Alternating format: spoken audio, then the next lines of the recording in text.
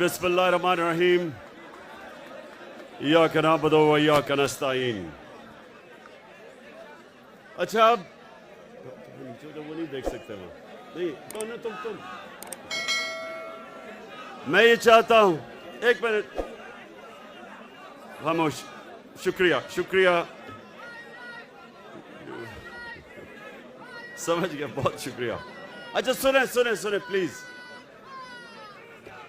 अच्छा जी, मैं ये चाहता हूं कि बड़ी खामोशी से जो मैं आज आपके पास एक पैगाम लेके आया हूं, मैं चाहता हूं कि आपने सब ने बड़े मुनज़्ज़म तरीके से खामोशी की तरह आपने मेरी बात सुननी है। थोड़ी खामोशी खामोशी, या पीछे बोले ना कोई। देखें, हर कौम की जिंदगी में एक वक्त आता है जिसको अंग्रेजी में कहते हैं क्रॉस रोड्स, यानी एक मुल्क जिस रास्ते पे चलता जा रहा था उस पे नहीं चल सकता, या वो एक तरफ जाता है या दूसरी तरफ। और जब आप नमाज पढ़ते हैं, मेरे नौजवानों ये सुनो गौर से, आप जब नमाज पढ़ते हैं आप सिर्फ अल्लाह से एक चीज मांगते हैं कि अल्लाह उनके रास्ते पे लगा जिनको तूने नेमतें बख्शी, उनके रास्ते पे नहीं जो अपनी तबाही के रास्ते पे चले गए। तुम इधर बैठ, तुम भी आप भी बैठ जाओ, बैठ जाओ, बैठ जाओ, बैठ जाओ, आ जाओ, आ जाओ, बैठ जाओ। सामने भी वो देख नहीं सकते, इधर आ जाओ, इधर इस पे बैठ जाओ ना, इधर आ जाओ, पीछे आ जाओ। हाँ उधर, ओहो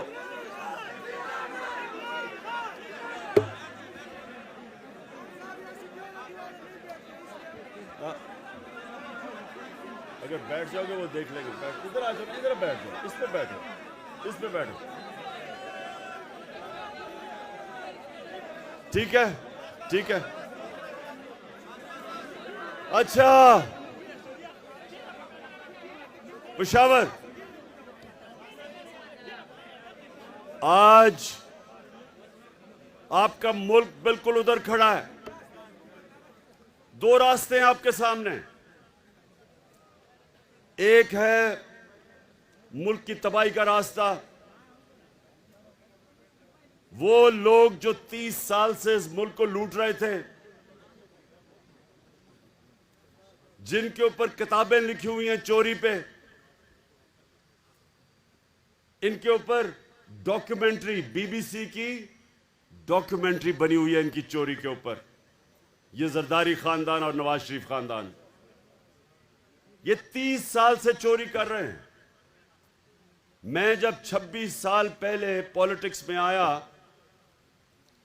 तो मैंने अपनी आपकी जो आज पार्टी है उसका नाम रखा इंसाफ की तहरीक, क्योंकि जब माशरे में इंसाफ होता है तो चोरी खत्म हो जाती है। करप्शन उस माशरे में होती है जिधर इंसाफ नहीं होता, जिधर कानून की हुक्मरानी नहीं होती।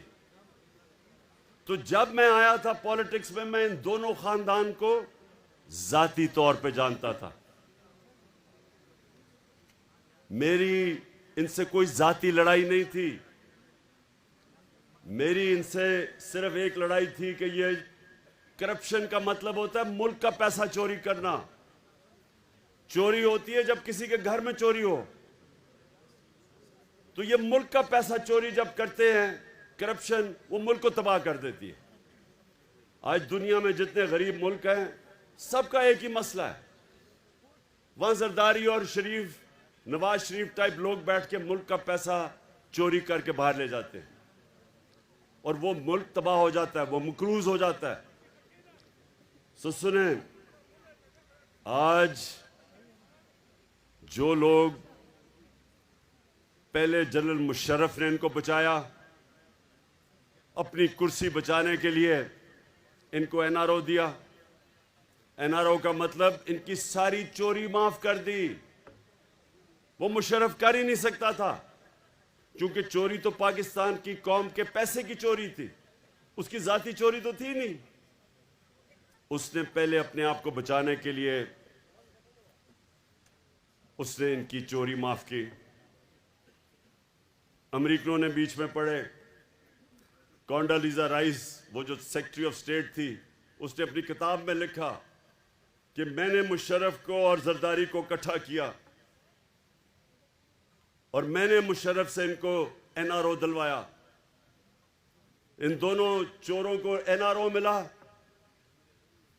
इनके केसेस माफ हुए, ये वापस आए और 10 साल में इन्होंने, सुने जरा, 10 साल में इन्होंने 4 गुना पाकिस्तान का कर्जा बढ़ाया।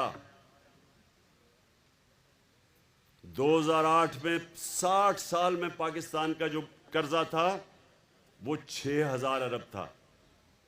ये सुन ले जरा, और नौजवानों में चाहता हूं कि ये आप ज़हनों में डाल लें कि आप किसके लिए लड़ रहे हैं, आप किसके लिए जहाद लड़ रहे हैं, तो आपको पहले समझ आए कि मुल्क से हो क्या रहा है। 6000 अरब से हमारा कर्जा चढ़ के 10 सालों में 30,000 अरब पे गया। 4 गुना पाकिस्तान का कर्जा बढ़ा सिर्फ 10 सालों में। 60 सालों में जितना कर्जा लिया था इस मुल्क ने, इन्होंने अपने 10 साल में 4 गुना पाकिस्तान का कर्जा बढ़ाया। जिसका नतीजा क्या हुआ? जब हम आए 2018 में, तो जितना भी हमने टैक्स का पैसा इकट्ठा किया था, आधा पैसा चला गया इनके लिए हुए कर्जों की किस्तें देने पे। आधा पैसा उधर चला गया। तो मुल्क कैसे चलाते हैं? कैसे हम लोगों की खिदमत करते हैं, सड़कें बनाते हैं, स्कूल बनाते हैं, अस्पताल बनाते हैं? क्योंकि आधा पैसा तो इनके लिए हुए कर्जों पे चला गया, किस्तों पे। अब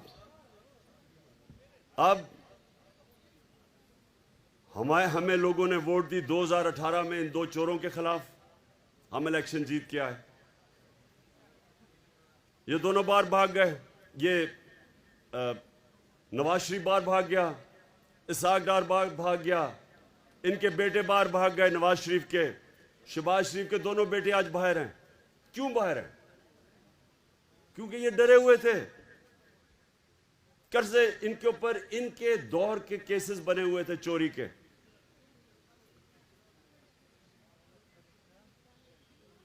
जब ये बाहर चले गए, वहां बैठ के इन्होंने साजिश शुरू की पाकिस्तान के दुश्मनों से, जो चाहते नहीं थे कि इमरान खान इक्तदार में रहे, क्योंकि इमरान खान एक आजाद फॉरेन पॉलिसी बना रहा था। वो किसी के सामने झुकने के लिए तैयार नहीं था। वो किसी को, गैर मुल्क को अपने मुल्क में बेसिस देने के लिए तैयार नहीं था। वो किसी की जंग में शिरकत करने के लिए तैयार नहीं था। इन्होंने पाकिस्तान के उन लोगों के साथ साजिशें की, बाहर बैठे हुए थे, और आखिर में इन्होंने अंदर जो बैठे गद्दार थे इस मुल्क में, उनके साथ मिलके अमेरिकी साजिश के तहत इन्होंने हमारी गवर्नमेंट गिराई। अभी नहीं सुन लो। अच्छा, अब क्या हुआ? ये इक्तदार में आ गए। 20-25 करोड़ रुपए इन्होंने हमारे लोगों को दिए चोरी के पैसे से, और गवर्नमेंट गिरा दी। अब जब ये अब इक्तदार में आए, इन्होंने सबसे पहली बात की कि जी इमरान खान ने महंगाई बहुत की है और हम महंगाई के लिए इसको गिराना चाहते हैं। तो नौजवानों, ये ख़ास तौर पे आपने सुनना है, ये जब इक़्तिदार में आए, ये आज रिकॉर्ड के ऊपर है कि 50 साल में जो सबसे ज़्यादा इस मुल्क में महंगाई हुई वो इन 4 महीनों में हुई। एक चीज़ कहते हैं सेंसिटिव प्राइस इंडेक्स, मतलब ये जो आम आदमी के लिए जो कीमतें, जो आम आदमी को सबसे तकलीफ देती है, मसलन आटा है, बिजली है, ये जो चीज़ें जो सबसे ज़्यादा आम आदमी की ज़िंदगी में मुश्किलात पैदा करती है, कहते हैं सेंसिटिव प्राइस इंडेक्स, SPI। ये हमारे ज़माने में थी 16%, आज ये 45% पे पहुंच गई, 3 गुना ज़्यादा। और बिजली की कीमत आप सब जानते हैं, पेट्रोल की कीमत, डीजल सब आप जानते हैं कि हमारी 150 रुपया लीटर थी, इनकी पहुंच गई 250 लीटर और 236। बिजली थी हमारी 16 रुपये यूनिट, इनकी पहुंच गई 36 और टैक्स मिला के 50 रुपये यूनिट, 3 गुना ज़्यादा। तो अब ये कर क्या रहे हैं? ये ना महंगाई कम करने आए थे, ये ना माइशत ठीक करने आए थे, ये सारे चोर एक काम करने आए थे, अपनी चोरी छुपाने, ख़त्म करने के लिए, केसेस ख़त्म करने के लिए।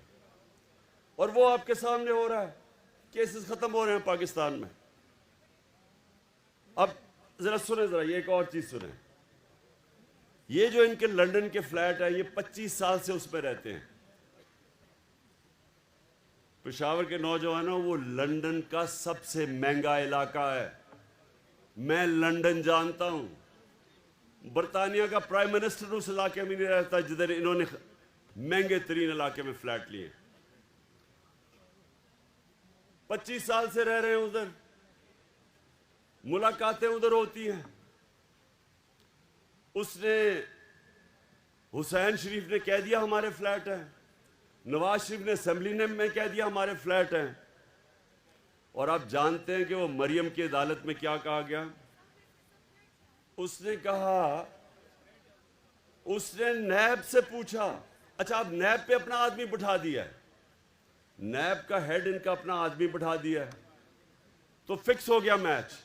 उसने कहा कि नैब साबित करे कि क्या इनके फ्लैट है या नहीं है। यानी ये 25 साल से जिन घरों में रह रहे हैं और तस्लीम करते हैं हमारे हैं, लेकिन वो प्रोसिक्यूटर कहता अब नैब बताए कि इनके हैं या नहीं। ये ऐसा कभी मुल्क में मजाक हुआ है? ये ऐसे है कि एक आदमी वो चोरी कर ले कुछ और उसके घर से बरामद हो जी कोई मोटर गाड़ी चोरी करके ले जाए और घर से पकड़ी जाए, और वो किसी और के नाम पे, अपने नाम पे ना रखे, वो गाड़ी कंपनी के नाम पे रख दे। तो जज कहे जी यहां तुम्हारे घर में तो बरामद हुई है गाड़ी, लेकिन साबित करो कि ये जो जिसके नाम पे है वो वाकई इन्होंने चोरी करके अपने, यानी वाकई चोरी की। ये ऐसा हुआ है, ऐसा मजाक कभी इस मुल्क से नहीं हुआ। सारे केसेस माफ हो रहे हैं। इसहाक डार जब बाहर गया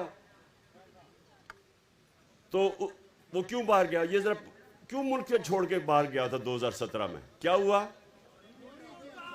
सुने क्या किया इसने? 2012 में इसके असासे थे 60 लाख, 70 लाख, 70 लाख असासे थे इसहाक डार के 2012 में। नैब ने उसे बुलाया 2017 में, उन्होंने कहा ये तुम्हारे अब 90 करोड़ कैसे असासे बन गए? आपने कौन सा काम किया कि आपके 80 लाख से 90 करोड़ पे असासे चढ़े गए? जैसे उसे सवाल पूछा वो जहाज पे चढ़ के मुल्क से बाहर भाग गया। अब वो उसको वापस ले आए हैं, अब नवाज शरीफ वापस आएगा और वो करेंगे क्या कि वो इस मुल्क के अंदर अपना, उन्होंने इलेक्शन कमीशन बैठाया हुआ है जो कि बददियानतदार आदमी है, इनके घर का नौकर है। इससे पहले पूरी धांधली बाई इलेक्शन में की, उसके बावजूद हम जीते पंजाब में। अब इनकी कोशिश ये है कि ये यहां ऊपर बैठे, तहरीक इंसाफ के खिलाफ केसेस करें, इमरान खान को किसी तरह डिस्क्वालीफाई करें या किसी तरह उसको जेल में डालें। केसेस को तो 24 FIR काट दिए इन्होंने मेरे ऊपर, वो कोई फर्क नहीं पड़ता, लेकिन एक और ना हो ना, बस बस बस ना बस अभी नहीं, अभी मैंने आपसे सवाल पूछ रहे हैं, आपकी कोई भी आपके सवाल हो। अच्छा सुन ले जरा, पहले मैं यहाँ पर आपको कहने की क्या कोशिश कर रहा हूं, ये जो अब वक्त है ये सियासत का वक्त अब नहीं है, ये अपनी मुल्क की हकीकी आजादी की जिहाद का वक्त है। ये जो अब मैं आपकी तैयारी करवा रहा हूं, ये जो आपकी तैयारी है, ये अपने मुल्क के मुस्तकबिल को बचाने की तैयारी है। ये आप अपने बच्चों की जंग लड़ रहे हैं उनके मुस्तकबिल के लिए। मैं आखिर में जब आपके सवाल हो जाएंगे उसके बाद मैं आपसे एक हल्फ लूंगा जाने से पहले। सब ने आपने मेरे साथ हल्फ लेना है जब मैं खत्म करूंगा।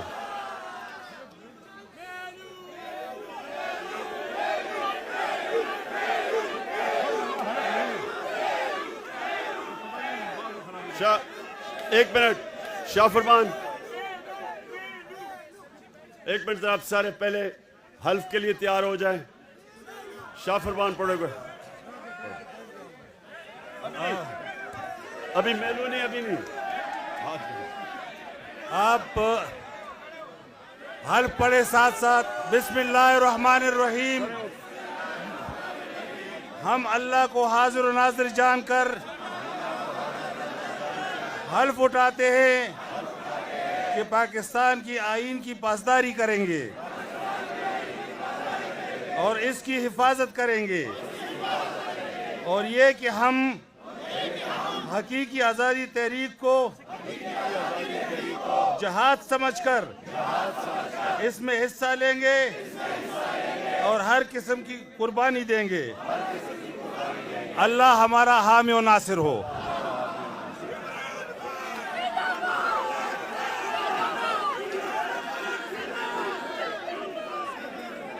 अच्छा जी, खामोशी। 5 सवाल लूंगा मैं, 5। खामोशी ताकि सवाल आ जाएं आपके। अच्छा सुने, एक मिनट लगे पीछे सुने। इंशाअल्लाह आज से आपकी तैयारी होगी और मैं कभी भी 5-6 दिन के बाद मैं कभी भी आपको कॉल दूंगा और आपने सबने तैयार होना है इंशाअल्लाह।